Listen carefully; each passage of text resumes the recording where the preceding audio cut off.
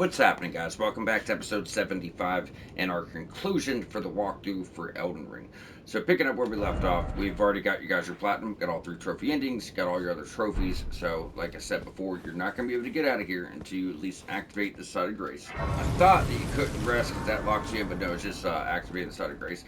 Now, with that being said, before we go through the rundown of everything we're going to do, I did promise we'd cover trophies. So, 99% of them is going through the game, finding all the areas, taking all your trophy bosses. The only ones that really stand out are bringing your weapon to plus 10 or max weapon, despite how you do that. Um, Aside from that, visiting the Round Table Hole for the first time, things of that nature. But there are a few when it comes to the harder to get endings. I'm sorry, trophies. This is what we need to cover. So starting with legendary summons, you need all legendary summons. So when you go on down, starting with, let's start before Kristoff, maybe not. So you're gonna need Ancient Dragon Knight Kristoff. You're gonna need Redmane Knight Ogha. You're gonna need the Throw of the Headless. You're gonna need Clean Rot Knight Finlay. You're gonna need Tish, and you're gonna need Mimic. So that is going to be 6 legendary summons. Now jumping on over to legendary spells and incantations. This one's a little bit more tricky because we're all kind of mixed up. So legendary spells. Over here, you are gonna have Comet Azure. You're going to have Stars of Ruin. You're going to have Founding Rain of Stars. You're going to have Ronnie's Dark Moon. Not Renala's, Ronnie's Dark Moon. Aside from that, I think that is it. Let me look at my notes to be sure. Yes, that's going to be it for legendary spells, legendary incantations. This one here is. Where the fuck is it? Right here. Elden Stars. You're going to need that. You're going to need this one. The Flame of the Fell God. You're going to make sure you have to pick up your dragon incantations because you have to have Grail's Roar. Then aside from that, there wasn't many legendary incantations. Only like 3 or 4. I think those were all of them. Yeah, that's it. So, like I said, Elden Stars, big old sun we've been throwing at people the whole game, and then Grail's Roar. That's going to be it for your legendary incantations. So that'll be those 2 trophies. Then legendary ornaments. This one's kind of a pain in the ass because we have over 300 fucking weapons at this point, probably. So going in order is going to be, where the hell is it? This site. I think that one might be done. It's a one-handed weapon. I thought it would be here. Well, I guess that one probably will not come first. Um, you're going to have, where are you? Maria's Executioner Sword. You are going to have Dark Moon Greatsword, Golden Order Greatsword, Grafted Blade Greatsword. There's so many Greatswords that are involved. This one looks legendary because it was gold, but it's not legendary as far as getting a platinum trophy, so you don't need to worry about that. Right here, that's where it's at. The Eclipse Shuttle, you're going to need that for your platinum. Aside from that, we have our Spear, which we needed for platinum. Oh, Devour Scepter, you're going to have that one. You're going to have Bolt of Grand Sacks down here.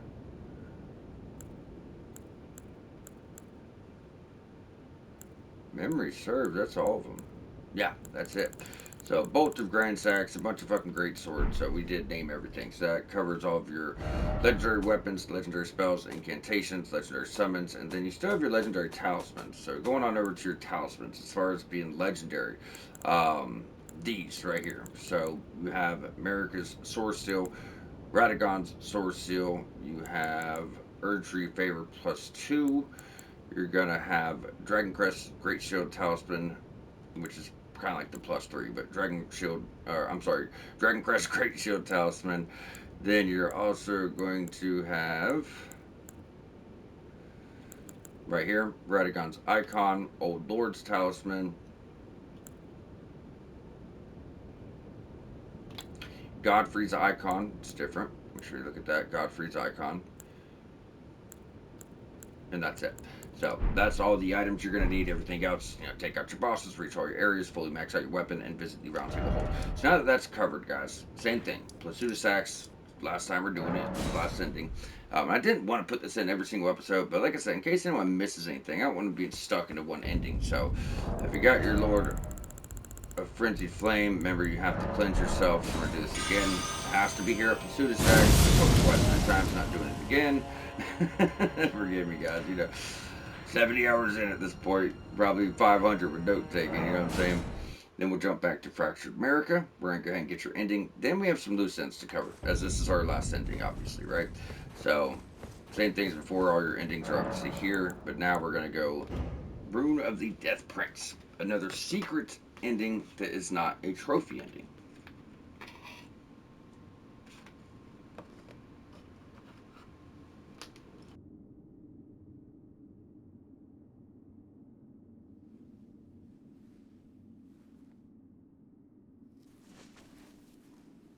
Now, really, these are all just different variations of the Lord ending, by the way.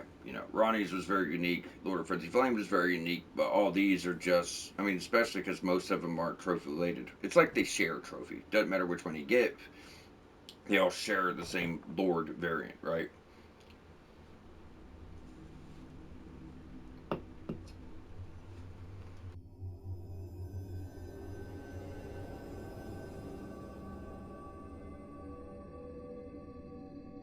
And there you go. Mending Rune of Death just below the Elden Ring.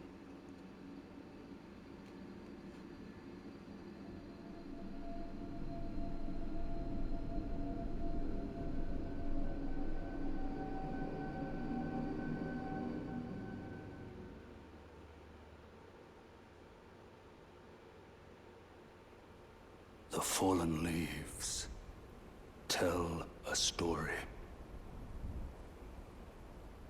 of how a tarnished became Elden Lord.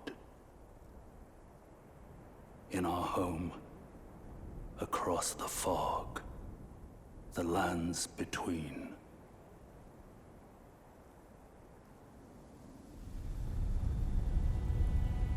Our seed will look back upon us and recall the age of the Duskborn.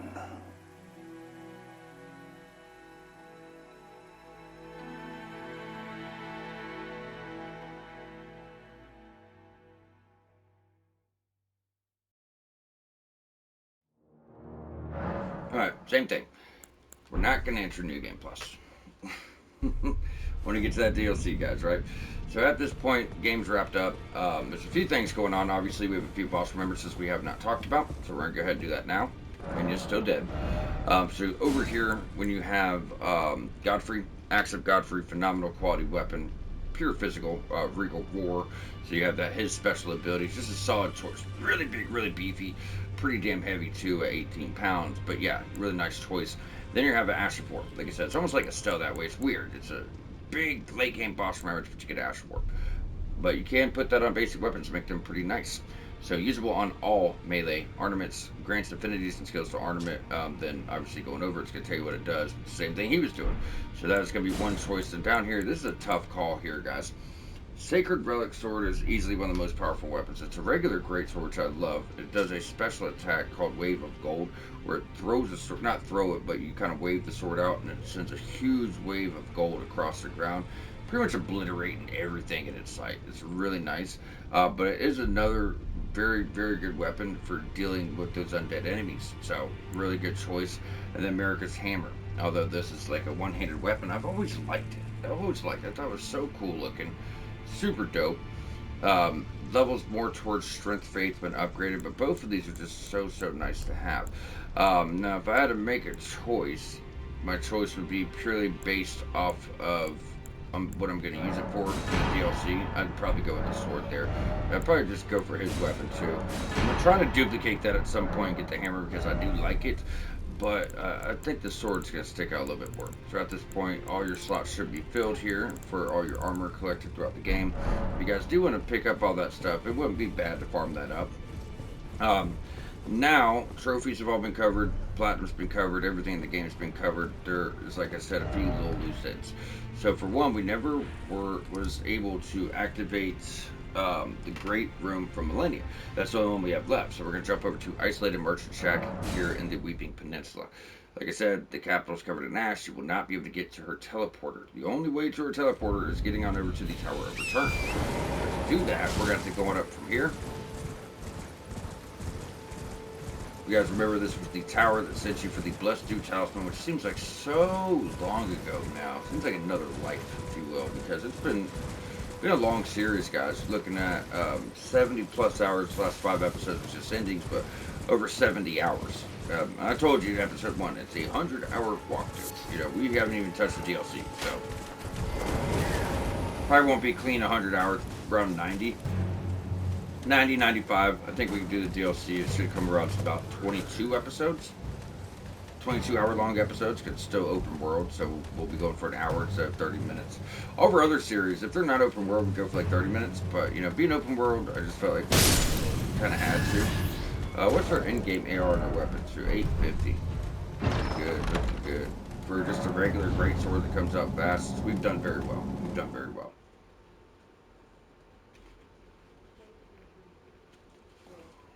I think we're getting like the two.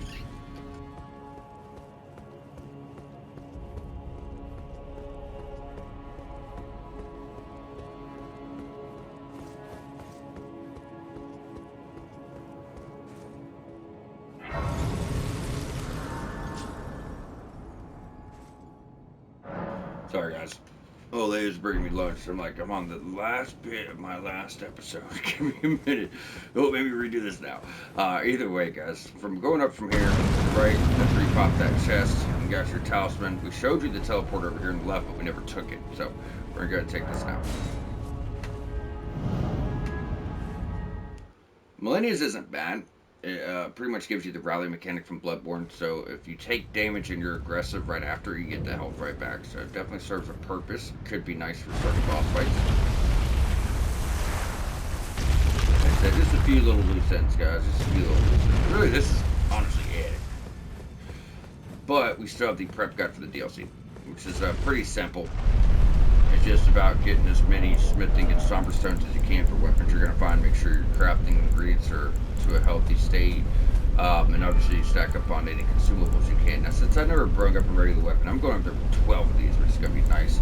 You want to have at least like 48 to 60 of every stone. That's 4 to 6 weapons. You know, 4 to 5 weapons, I think. That would be nice. Having at least 5 of each of these are going to be nice, I think. So, even with our Ancient Dragon. And then when you want to talk about final upgrade mats, like I said, if you just stick with your choices, and that's very much what you should do. We've only used one Somber 10. I've not used any Ancient Dragon. I've not used any other Ancient Somber Dragon. So we've done really well with resources. We'll have more than what we need for the DLC to bring up multiple things. And there's so many cool weapons. I mean, there's 8 new weapon types over there alone. You get some really good stuff. And if you're not fully upgraded on it, there's no point of using it because of the health and damage of the enemies over there is just too much. So with that, guys, we are fully wrapped up with the game. So the only thing left to do is to go on over back to the round table hold and go over our prep for the DLC. So with that being said, I have quite a few souls here. So what I'm going to be doing is just spending them. I don't care for levels. We'll get more. It's not a big deal. The big thing is turning our last one from the Halo tree, and then let's go look and see what we have. I'm going to go with like 48, and then we can always jump back during. You can jump back and forth when you go to the DLC. It's like 2 different maps, 2 different pages, but you can jump world to world. Doesn't matter, right? But I think if you could just start with at least 48 to 60, that's more than you ever need. So let's put it this way. 10 of these, those are good. Those are good. 5, so we got to get 10 8s, 5 4s. We'll start there. Because it's hard to remember all of them.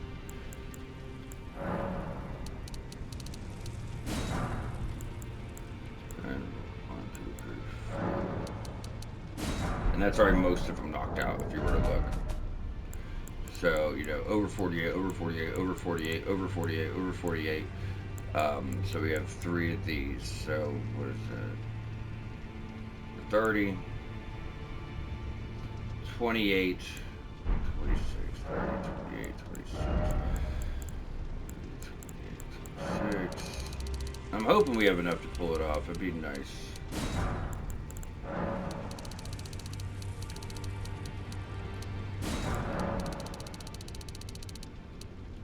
I mean, we're going to run through a lot of our shit here.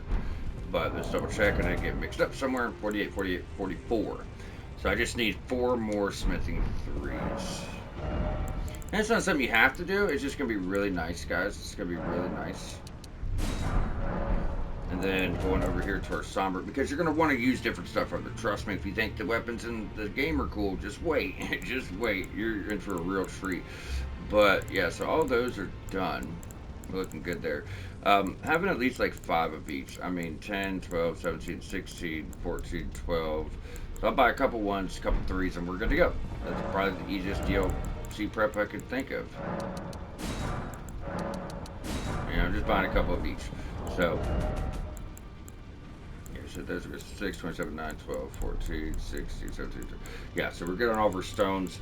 Glowwords, Ghost Glowwords, obviously you want to be stocked up on that since I've only really upgraded like a 7.5. We're more than good. I have 3 of the final upgrade mats for Great Ghost, which you cannot buy anyways.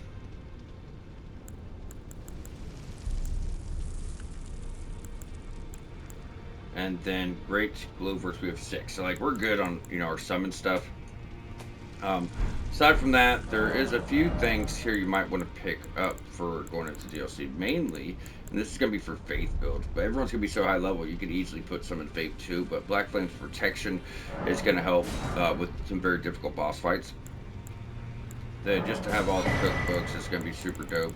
And that's another thing I would do, because I didn't really mess around with crafting much in the base game, but when I got to the DLC, I did. I found myself crafting all the time. I never thought I would, but I did. You know, I found myself crafting all the time over there. So, like, if you guys want to hop around to your merchants and make sure that you have all your cookbooks, that's also, you know, it's just not going to hurt. It's not a bad idea. But either way, guys, with that, we are fully wrapped up on everything here aside for Gallery. So if you guys remember Gallery, once you have wrapped up with Millicent's quest line, you can go back to him and get some other stuff. And then, you know, that's really the last of it. Then, I also want to check Larval Tears. Where is it? Because I think we respec once just to dial in our build. We didn't change our build. I pulled some damage to fix ourselves. But yeah, so we still have 13, so it's 14. There's 4 Larval Tears we missed, but it's not ones that we missed. Some are you have to buy from merchants, so we just didn't buy them. You know what I mean? But still, more than plenty. You're going to get a different type of Larval Tear over the DLC. It does the same thing, but since it's got different lore, it's technically different. Damn, almost one shot in the damn dog. Who'd have thunk it? The same as always, you know, take the dog out before we're talking to Gallery. Millicent, why would you take out the need? You were so close, so very close. Would you disown us? We children of the... Millicent, Malenia, do you detest us? Millicent, Malenia, do you detest... Alright, well, he's supposed to. Let's quit out and load back in. Remember when I told you guys ever since episode 1, I said I'm consistently at level 175 every single time I beat the game. Every time. It's always 175, not 180, not 169, not 170. It's always 175, doing every bit of the content of the game. I mean, there's no farming or anything, so you could have pushed it more, but look at that. Every time, 175, guys. You know, isn't that fucking crazy? Malenia, do you detest... Alright, well, he's supposed to be selling us spells. We may have waited too long, so... Fuck him. Flock's Canvas Talisman, Gallery's Bellbearing. So... I think after... not Caleb, but the Halix Tree, you're supposed to go see him before she fought, and he's supposed to say some spells. But it doesn't matter, because for one, we wanted that talisman anyways, so that raises potency of incantations, greatly raises potency of incantations, so that's going to be nice for the DLC. Because, despite what I do, I still have some faith. I mean, I'm always going to have spells in the back pocket, right? So it's just really nice to have. I'm not ever a mage-type character, so, you know, incantations will be the way, so it's just really nice to have that. Either way, we've taken him out. Oh, it's gonna be... right here, so you still get the sorceries, and then you can get his incantation. So pest threats. This is what he would have had if we went and seen him a bit earlier. But as I said, there's always two ways to do things in this game. Doesn't really matter. So this is really cool, really cool. And it's almost like a bistro incantation, something physical builds could use because you only have 11 faith requirement, but you got to do all the quests in the game to actually have access to that. And if other things you guys want here, make sure you go through and pick these up. It's not gonna be bad. Like, there's a really good weapon that you might want to have like and faith and DLC for, so you could actually have access to this stuff now too if you decide to go with it. I'm definitely gonna recommend it for people when we get there. But yeah, just go through and make sure you have all the good stuff, guys. I want to make sure that we are all set up and ready for. I mean, because if you struggled with the base game, I'll leave it there. I'll leave it there. I'm just saying, shit's gonna get more difficult, right? I mean, we're closing out the base game, but we're hopping to that walkthrough next, and things, they're gonna get harder, guys. They're gonna get harder. So, it is what it is. Either way, since we have some levels left, I'm gonna see if we can pull another 100,000. Keep working that health, because I'm bringing health up to 60 for that. Yeah, we're gonna be short. Might just use this to pick up more stones or something in between the series. But I like to start fresh over there. I said that before. I'll usually like pop all this stuff so we head on over fresh. Because you're going to get your own runes over there. It's all that. So, yeah, it's a little bit short. It's okay, though. It's okay. Either way, guys, with that, we're going to wrap up here. Now, we recommended a build for the walkthrough because of newer players. Now, if you made it this far, I don't really think we need to do so for the DLC. So, with that, I'm going to switch up my build. I don't even know what I'm doing yet. I was talking about maybe doing, like, a Blood Loss build because I wanted to show people how to put those together, and we just never got around to it because I just don't like switching my build, halfway through the series, but I'm probably gonna fuck around and see what I can come up with. As I've already been through the DLC, I know what to expect. We can get some pretty good ideas put together. But with that being said, as far as going to the DLC, there are some recommendations. I'd go 2 utility, 2 damage, and you're gonna get some talismans over there. It's super cool. But making sure you have enough weight, which we gotta have that, right? Then right here is gonna be your best fucking friend over there. Trust me on this. Dragon Crest Great Shield Talisman might do well to keep you alive. So that's 2 utility. If you don't do the weight, even better. But if you do, it's there. Aside from that, that's going to boost our spell damage, and I'm not going to be using this weapon, so we'll just put on something like that. But like Ashes of War being boosted by 30%, spell damage being boosted by 20-30%, extra damage negation. Wait, these are solid choices. I also would not enter the DLC unless all these are plus 10 or plus 25. Max out everything. Keep in mind, you're probably going to switch up weapons.